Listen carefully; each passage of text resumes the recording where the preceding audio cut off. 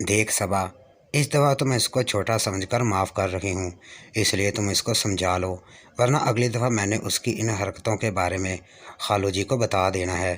ابا کا نام سن کر میں دل ہی دل میں سہم گئی اور فوزیہ باجی سے بولی، فوزیہ باجی ویری سوری، اگر بھائی کی وجہ سے آپ کا دل دکھا ہے، آپ بے فکر رہو، میں بھائی کو سمجھا دوں گی۔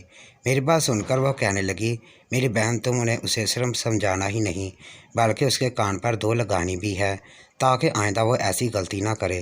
چنانچہ خالہ لوگوں کے جانے کے بعد میں نے یہ ساری باتیں بھائی کو بتائیں اور ساتھ ہی فوزیہ باجی کی وارننگ کے بارے میں بھی بتایا، تو یہ دیکھ کر میں حیران رہ گئی۔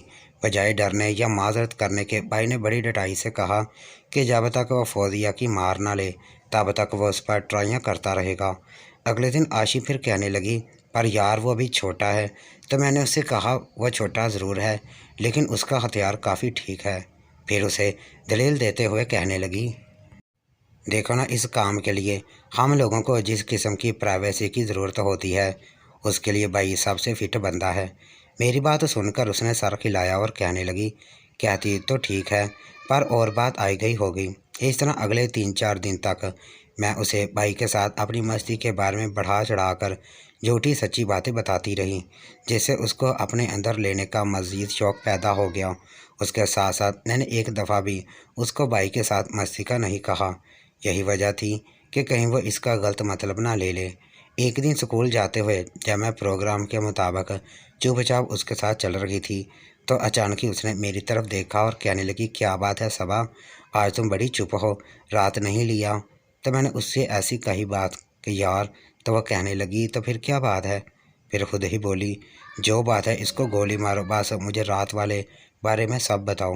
اس پر میں نے اس کو خوب نمک مرچ لگا کر سٹوری سنائی، جس کے اینڈ میں وہ ایک بار پھر جذباتی ہو گئی۔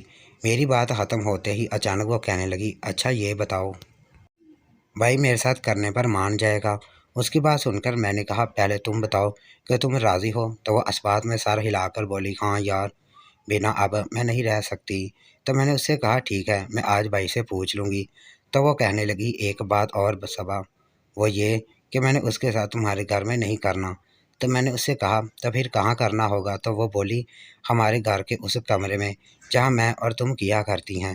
تو میں نے اس سے کہا، ٹھیک ہے۔ اسکول سے واپسی پر دوپہر کے وقت جب میں اور بھائی اکیلے تھے تو میں نے اس کے ساتھ فوزیہ کی بات شروع کر دی۔ میری بات سنتے ہی اس نے ایک ٹھنڈی سانس بھری اور کہنے لگا، ایک بات لکھ لو باجی، اور وہ یہ کہ ایک نہ ایک دن میں فوزیہ باجی کی ضرور ماروں گا۔ اس پر میں نے اس سے کہا، اچھا یہ بتاؤ کہ فوزیہ کے ساتھ ساتھ اور کس کی چکی تم کو اچھی لگتی ہے؟ تو اس پر اس نے محلے اور رشتہ داروں میں سے جس خاتون کی موٹی چکی تھی اس کے بارے میں بتا دیا، لیکن حیرت انگیز طور پر اس نے عاشق کا نام نہیں لیا۔ اس لیے جب بھائی خاموش ہوا تو میں نے اس سے کہا، کمال ہے بھائی، ایک نام تو تم بھول ہی گئے ہو۔ تو وہ بڑی حیرانی سے بولا، کون سا نام؟ تو میں نے جب عاشق کا نام لیا تو وہ برا سا منہ بنا کر بولا، ارے باجی، آپ اس نک چڑی کی بات کر رہی ہو جس کا نہرا ہی بہت زیادہ ہے۔ اس پر میں نے اس سے کہا، بھائی تو اس کے نہرے کو چھوڑ، بس یہ بتا کہ وہ ہے کیسی؟ تو بھائی میری طرف دیکھ کر بولا، وہ باجی، عاشی باجی تو ایک دم پٹاخہ ہے لیکن ہے بڑی مغرور۔ تو میں نے اس سے کہا، فرض کرو وہ تم سے کرنا چاہے تو؟ میری بات سن کر وہ ایک دم زمین سے 1 فٹ اوپر اچھلا اور بڑی بے یقینی سے کہنے لگا، میرے ساتھ، اور وہ بھی عاشی باجی؟ حیرت سے ابھی تک اس کا منہ کھلا ہوا تھا اور وہ بڑی بے یقینی سے میری طرف دیکھ رہا تھا۔ پھر جب میں نے اسے ساری بات سمجھائی تو وہ کچھ ہچکچاہٹ کے بعد مان گیا۔ دوپہر کا وقت تھا اور سورج سوا نیزے پر آیا ہوا تھا۔